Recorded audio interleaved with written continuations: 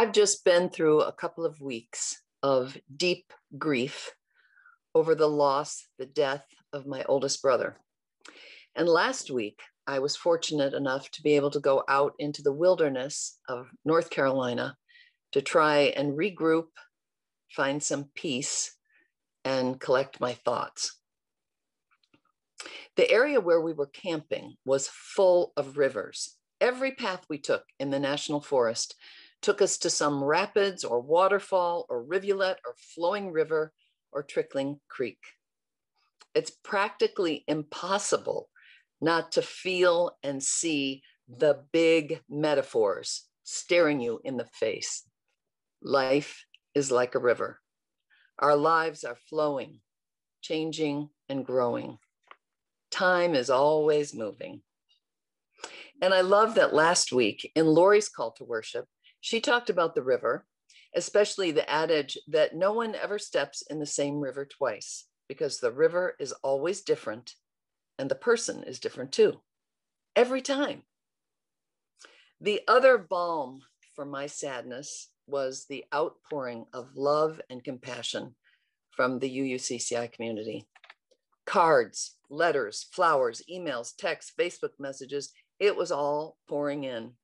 I had a vision of an aerial photograph of little rivers flowing into other rivers, flowing into bigger rivers, and flowing into the sea.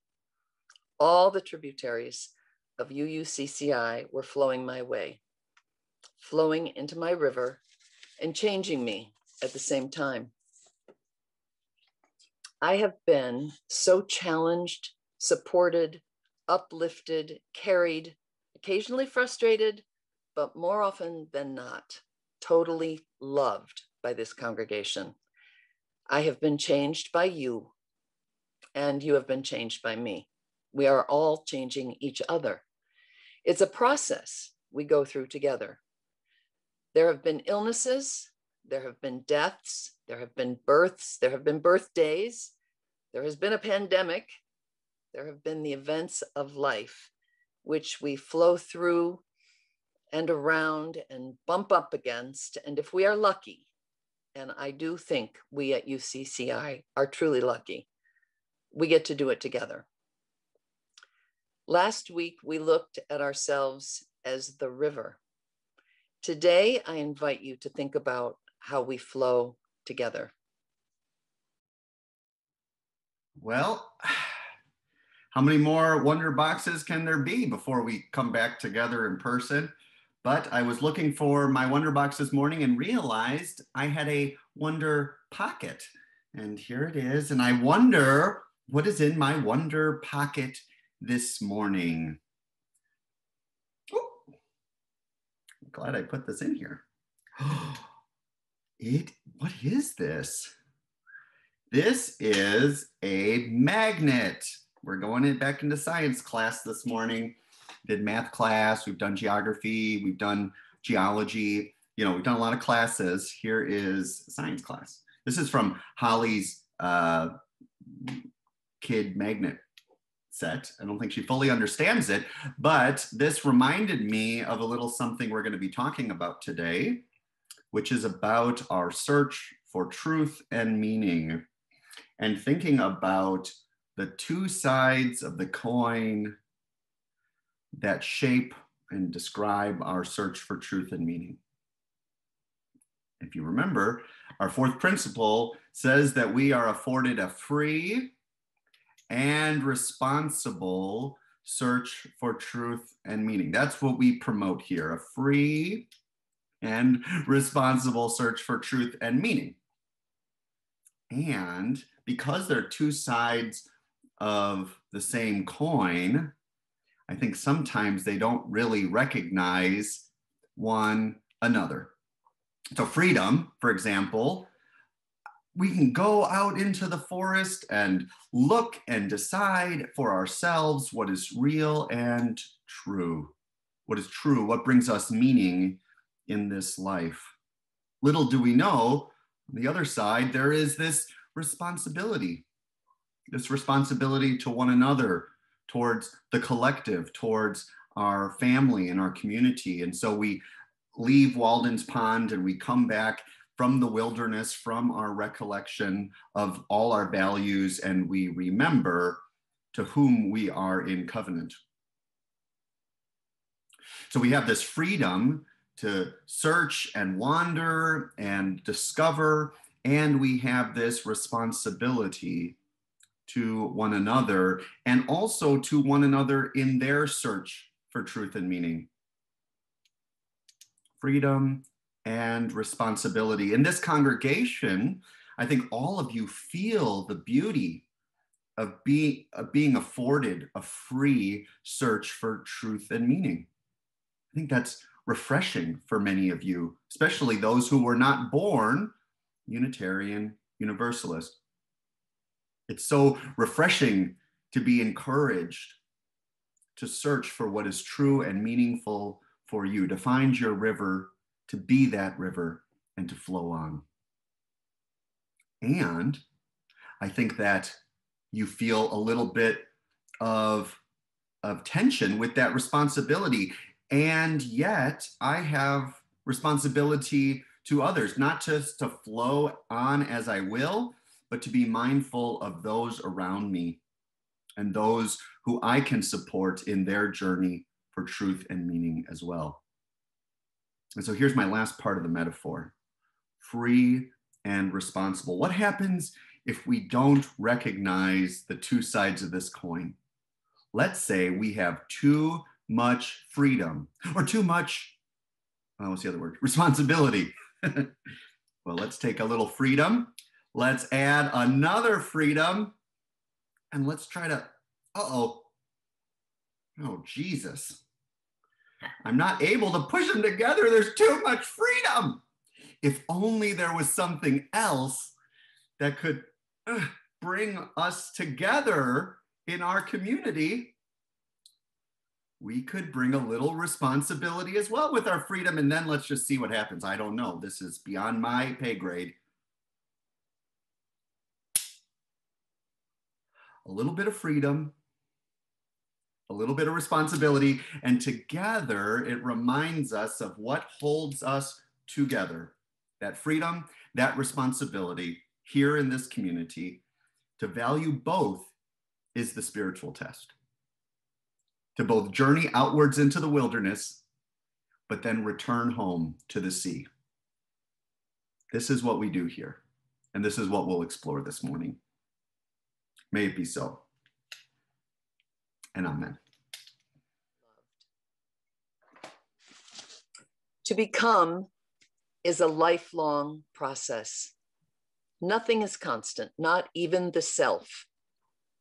We evolve in the midst of narratives meant only for some and ways of being made narrow by fear and power.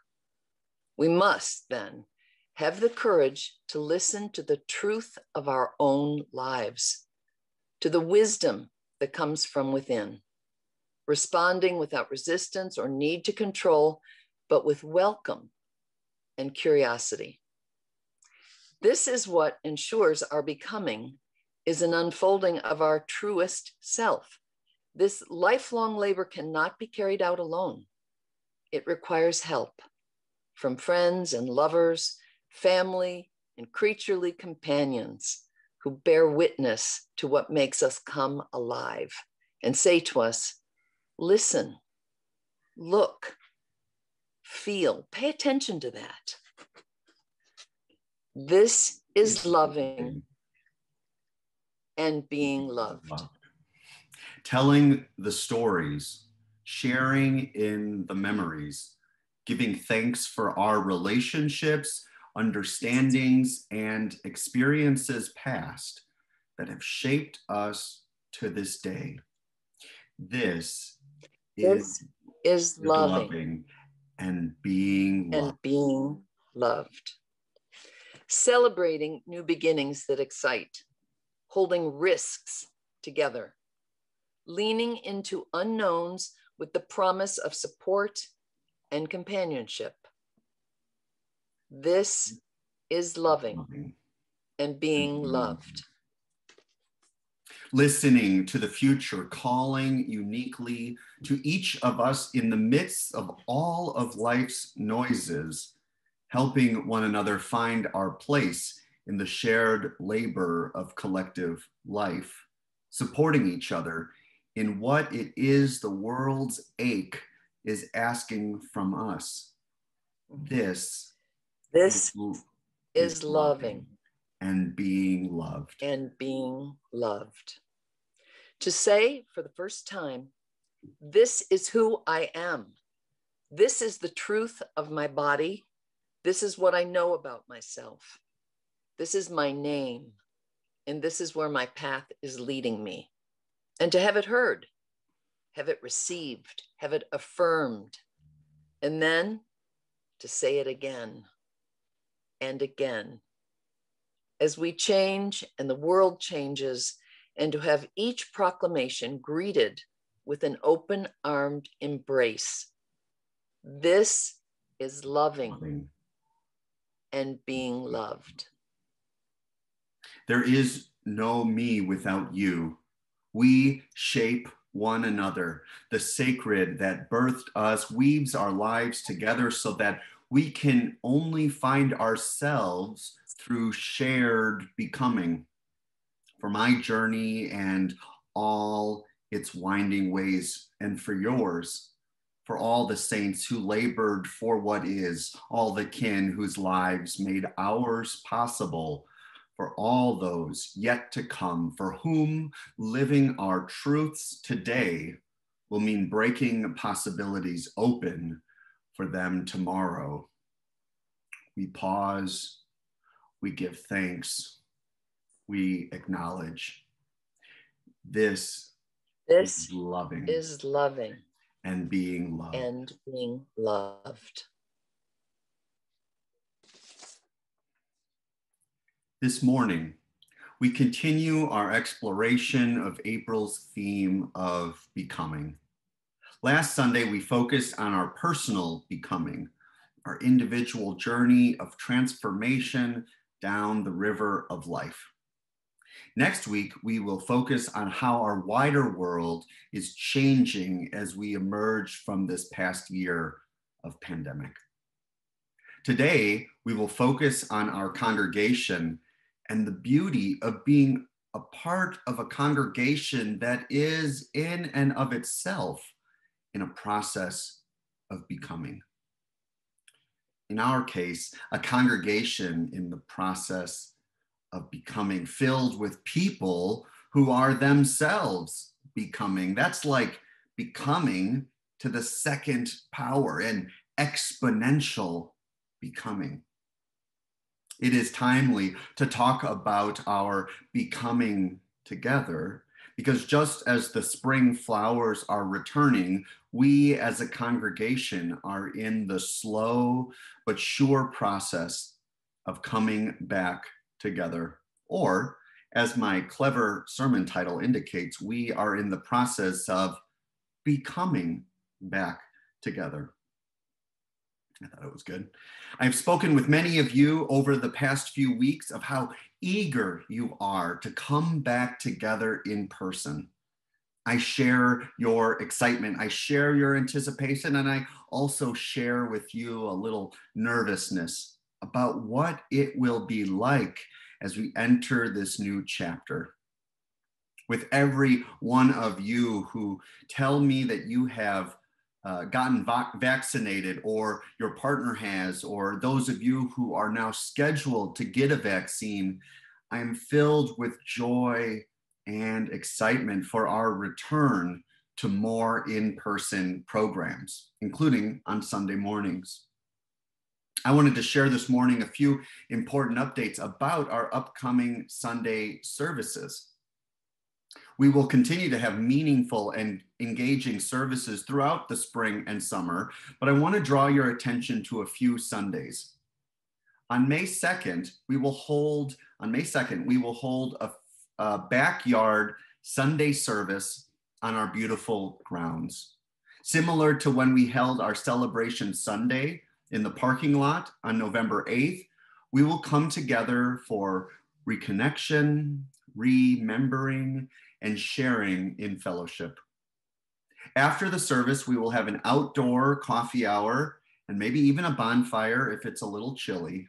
So mark your calendars for May 2nd and bring your own lawn chair or a chair from your home or a little tent or whatever you want.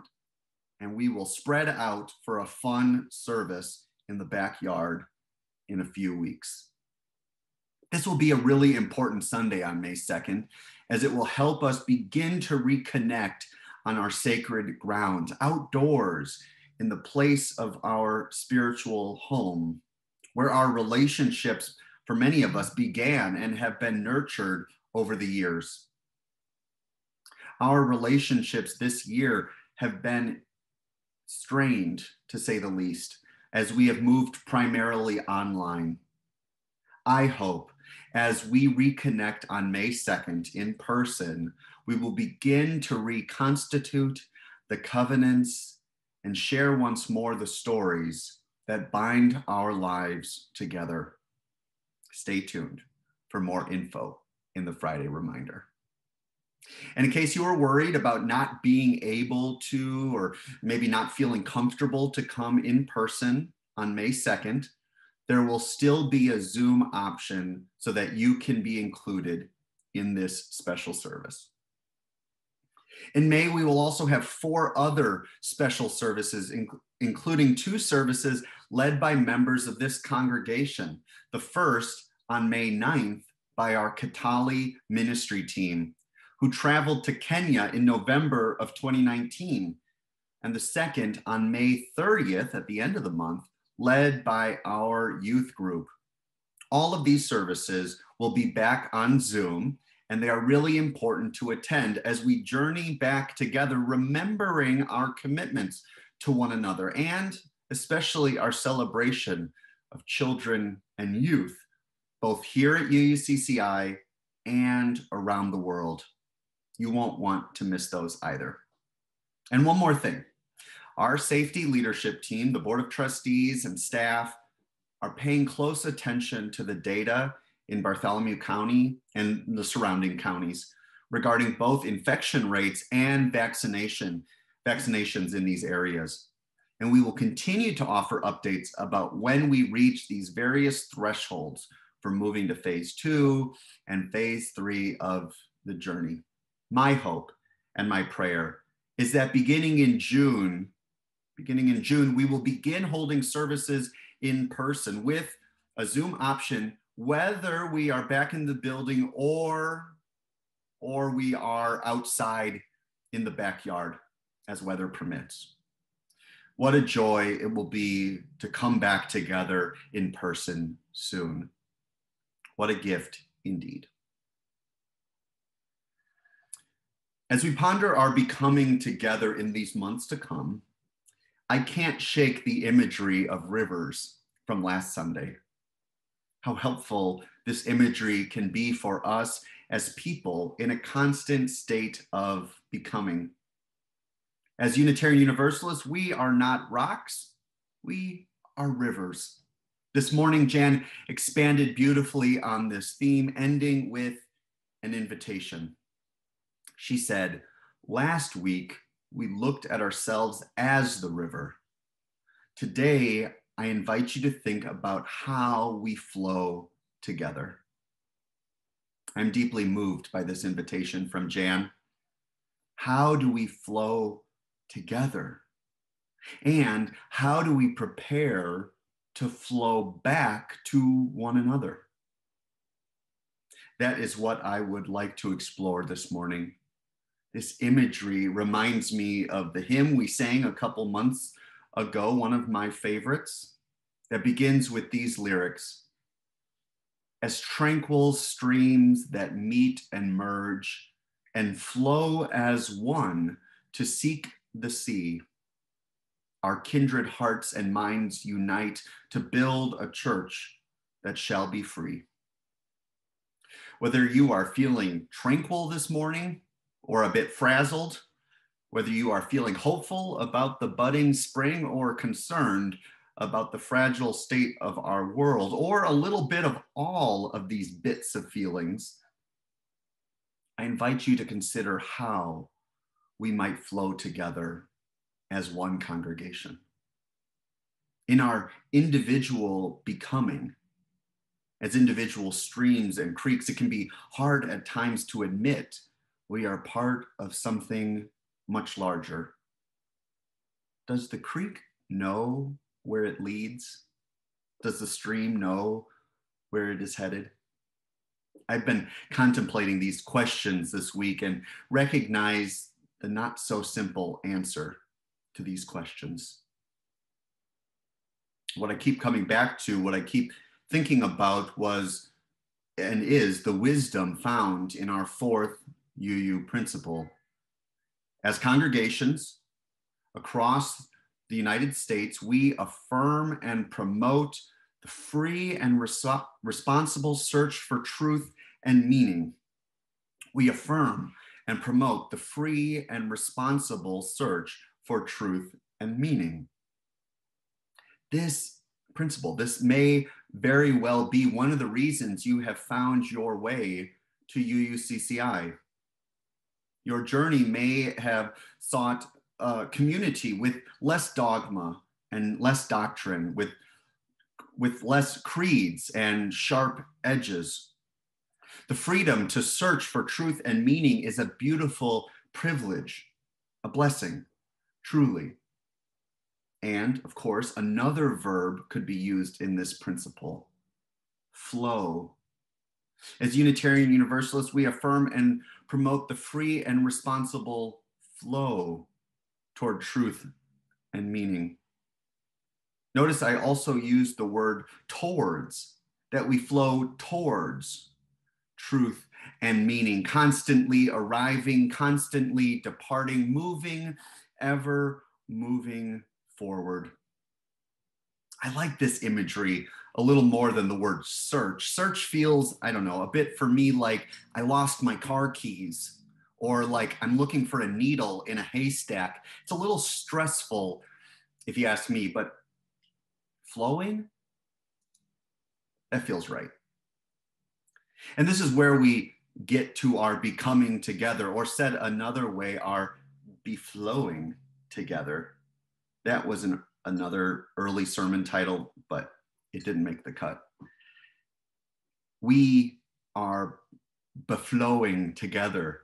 As we flow as one to reach the sea, there is a word that might come to mind that relates both to geology and to theology. That's when you know it's a good term.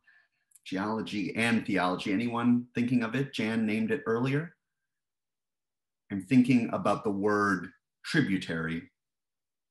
We each are tributaries, flowing, changing, ever becoming waterways of life and love. You, yes, you are a tributary, a flowing, changing, ever becoming waterway of life and love. I'm struck by this word, tributary, to describe waters that meet and merge and flow into other bodies of water. Tributary, of course, comes from the same root that gives us the word tribute, an ancient concept related to gift giving and celebration and ritual and sacrifice. To offer a tribute to someone or for someone or something beyond yourself is a profound act. To offer your gifts, your energy, your resources, your nourishment to others or to a congregation is nothing short of a tribute. And with it comes sacrifice. To give something of yourself for some larger purpose or cause is a sacrifice. A sacrifice of what? Well, we could say at its very basic sense, we are sacrificing a little bit of our freedom in order to flow together to reach the sea. In this sense, we are constantly balancing as Unitarian Universalists, as human beings, our freedom and our responsibility to ourselves, to one another, and to all that is.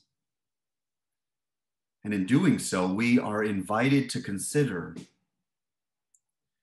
as Jan suggested, how will we flow together? How will we flow back together as tributaries, as tributes to each other throughout this season and these seasons in the wilderness, through 4 seasons of uncertainty where we have faced rain and snow and heat and, oh yeah, a pandemic.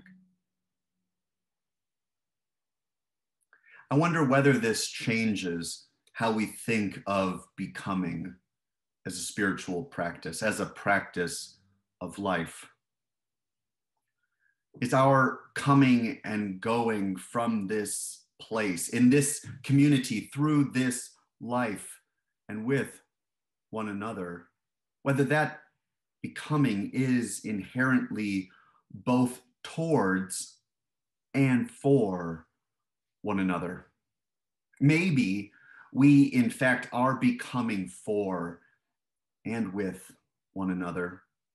Whether we notice the other creeks and streams that surround us in this forest, maybe we flow, maybe we become, maybe we do these things in small part as a tribute to life, a tribute to one another and to the sea itself.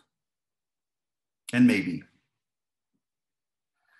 we flow, maybe we become not just toward the sea, but toward our greater sense of self, our truest sense of self, our sense of oneness and two-ness and wholeness in this sometimes tranquil, sometimes choppy river of life.